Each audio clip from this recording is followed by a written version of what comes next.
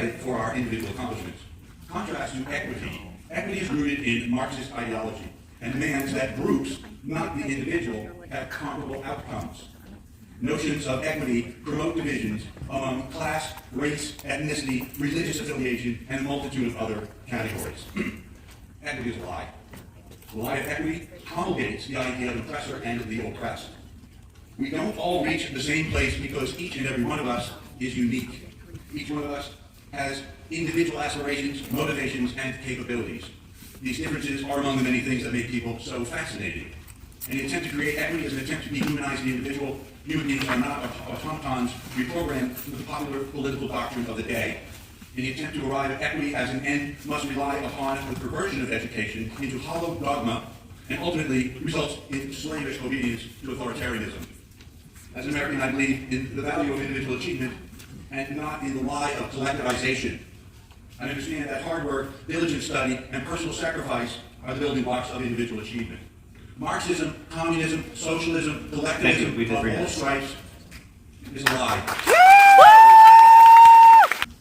America is not systematically racist.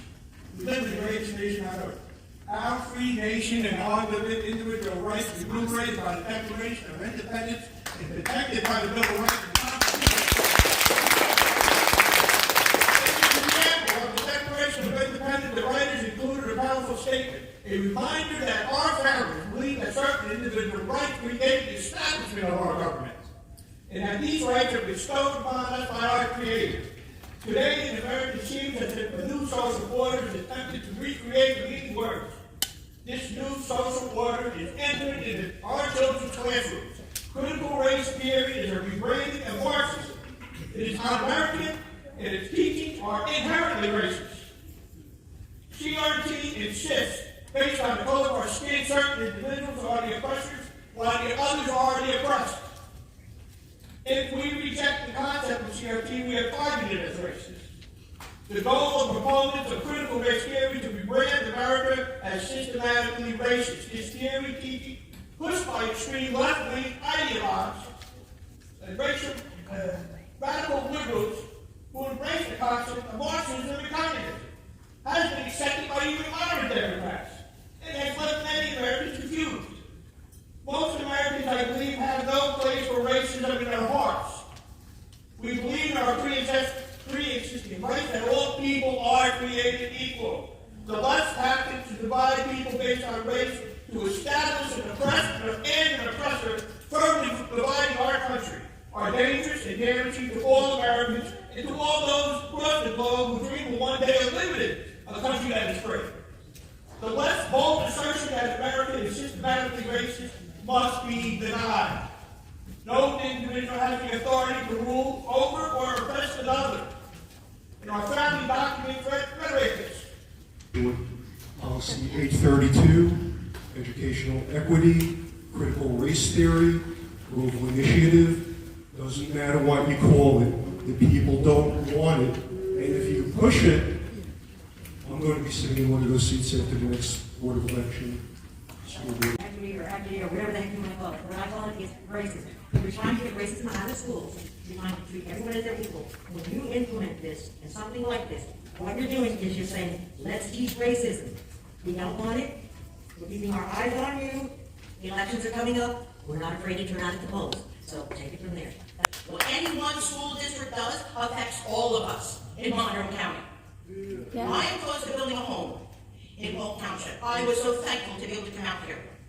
I cannot add on to what everybody else here is saying. They are spot on and they are right. You speak for us, for everyone here. Nobody else, us. The one question that hasn't been asked is why? Why are you doing this? And why comes down to two questions. You do not understand and you don't care, or there's money coming in.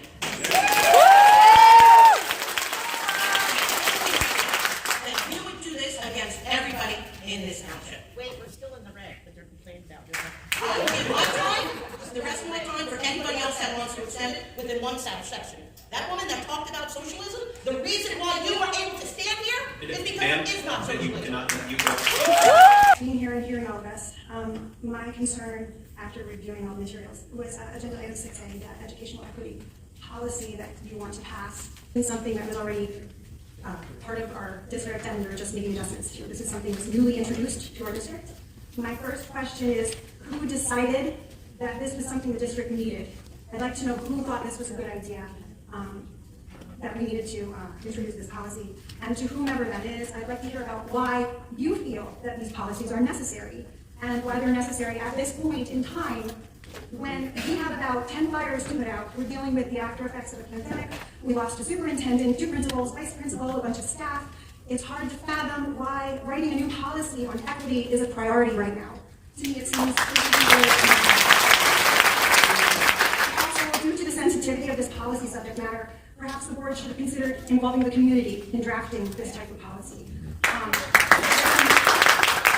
Educational equity has a nice ring to it, but from what I understand, equity and equality are 2 very different things. I'm bringing this out because some people might not be aware of that. Equality means that we're all given the same things, and that's that. But equity takes our individual circumstances into consideration, and it uses that information to determine who needs more and who gets less. It still sounds like something a lot of us could get behind, but here's the tricky part. In order to implement equity, we need to put people into categories and groups.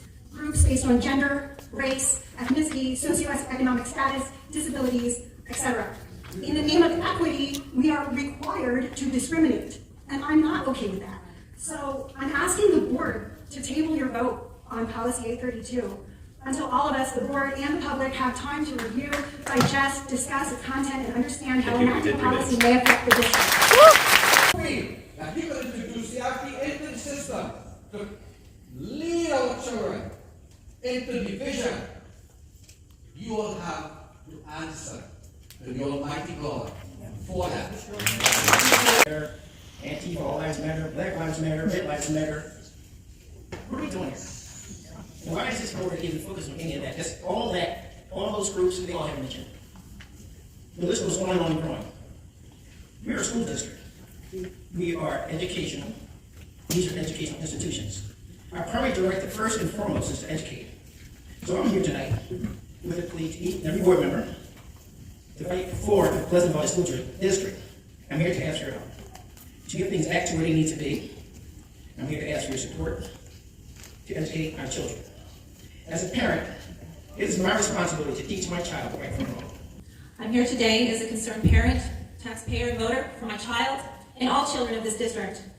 I understand that at this moment there is no mask mandate in school for our children, however, they are required on the school bus. I'm here today to remind you that we are the parents. We know what is best for our children.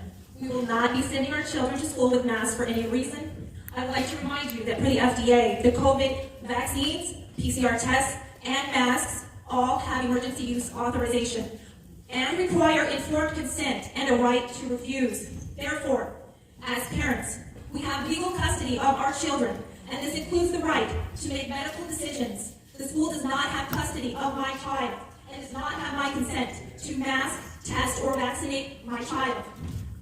I would also like to remind you of the words of the Constitution of the Commonwealth of Pennsylvania. All men are born equally free and independent. We have certain inherent and indefeasible rights, among which are those of enjoying and defending life and liberty, of acquiring, possessing, protecting property and reputation, and of pursuing their own happiness. Neither the Commonwealth nor any political subdivision thereof shall deny to any person the enjoyment of any civil right, nor discriminate against any person in the exercise of any civil right. Therefore, vaccine status is a determination of one's medical condition and should not ever be taken into consideration for access to enjoyment and but not limited to education, social participation, travel, and employment. Medical discrimination against any person is a violation of the Constitution of our state and of our country. In closing, I would like to remind you that you are put into your position by us, the taxpayers and voters. If you're not willing to do your job and represent us, we the people, I'm more than happy to disappoint you from your position. Take your seat. And I am president of Class of 22 and the president of the National Honor Society. As president of these organizations, I feel the need to address you about some of the concerns the student body is having going in the new school year. You as a board tonight are making the decision about reopening schools and how that will happen. But have you as a board asked the students what they want? The students, not the parents. I don't recall seeing any of the board members at the high school speaking to the students and asking what they want out of their education. So as class president, I decided to take it upon myself to find out exactly what the general consensus is by surveying my fellow classmates. My first question was, if you could choose, would you be learning virtually or in person?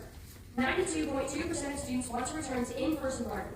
Virtual learning has affected so many of us educationally. Grades were lower than they would have been if we were in-person learning. Students who had straight A's and were on the honor roll became students who had B's and C's and didn't even make the honor roll. Students who were in AP honors classes struggled the most due to the rigors of the classes they were in. The AP scores were statistically lower in 2021 than they were in 2019. Let's look at AP psychology, for example, which would have been in the handouts that I spent money on to make for you. In 2019, students scored 5 on the AP psychology exam. In 2021, 15% of students scored a 5. If that isn't drastic enough for you, 22% of people scored a 1 on this exam in 2019, and in 2021, 31% of people scored a 1. That went up by 9%. Just to show you that these numbers aren't a fluke, let's look at another class. In 2019, 12.1% of students scored a 5 on the AP US History exam, and 23.7% of students scored a 1. In 2021, 11% scored a 5, and 30% scored a 1. That's a 6.3% difference. These are both classes Pleasant Valley offers, meaning our students contributed to these numbers. Virtual learning made school much more difficult than it already was, since it required students to practically teach themselves the material for these AP honors classes. The second question on my survey was, do you want to wear a mask to school? 84.6% of students do not want to wear a mask. The Child Protective Services Code in Pennsylvania specifies that interfering with the breathing of a child is considered child abuse, and mandated reporters, which include school staff, are required to report such abuse. The mandate put forward by the governor under Disease Prevention and Control Law of 1955 does not supersede this code. The mask order, combined with the mandatory social distancing guidelines for children, constitutes unreasonable restraint or confinement of a child, and therefore inflicts clear instance of child abuse under the law. Now, I did some research regarding the CO2 levels that are inhaled while wearing a mask. The normal CO2 concentration levels are less than 1,000 parts per million. There are no health effects of that. Don't you dare. While wearing a mask, the carbon dioxide concentration levels are between 2150 parts per million and 2875 parts per million. At this level, you may experience Okay, we're at 3 minutes. Okay, so to catch you up on what I had said before, masks interfere with the breathing of a child, which is considered child abuse under the Child Protective Services Code in Pennsylvania. Okay, so I did some research regarding the CO2 levels that are inhaled when wearing a mask. The normal CO2 concentration levels are less than 1,000 parts per million. There are no health effects at that level. When wearing a mask, the carbon dioxide concentration levels are between 2150 parts per million and 2875 parts per million. At this level, you may experience fatigue, loss of focus and concentration, an uncomfortable stuffy feeling in the air, headache, drowsiness, and tiredness, all of which are COVID-19 symptoms. These side effects can mimic the COVID-19 virus and may put people through unnecessary COVID tests that can lead to other issues. For example, in October 2020, a COVID-19 nasal swab test punctured a woman's brain lining, causing fluid to leak from her nose, putting her at a life-threatening infection. A university in Germany recently did a study on the physical, psychological, and behavioral effects of wearing a mask. Of the 25,000 children in the study, 68% experienced physical and/or psychological effects from wearing a mask for 4 hours a day. 53% of these children experienced the side effects I previously mentioned. If we're going to trust the science, shouldn't we consider all of it instead of just the science that fits the narrative we're trying to sell? Woo! The hurt you do to these kids, and our kids are you're attacking our children by bringing this in the district and even tabling it to be discussed later. It's very obvious it's dividing the kids. You're basically telling these kids, oh, if you're white, it's this, if you're black, you're oppressed. Why are we going to promote this in our school district? We have enough issues in school, now we're going to throw race into it also. These kids don't need this, especially at young ages. Little kids don't see race. They love everybody. They hang out with everybody. The first school board meeting that I've actually, I'm really proud of my community right now. I'm really proud. So thank you all for letting me piss you off enough to come. I appreciate that. And I need to remind a lot of people that freedom of speech does not mean you get to be comfortable. I'm sorry. If it's too much to hear how passionate and pissed off we are about how you've treated our kids the past, well, my kids for 10 months, but apparently these people are really bad. Freedom of speech, according to, the Supreme Court, and I stated it in the last meeting, it should be robust and passionate and filled with your guts of just what you believe in. And what you need to stand up for is what is right. And that's what we're doing.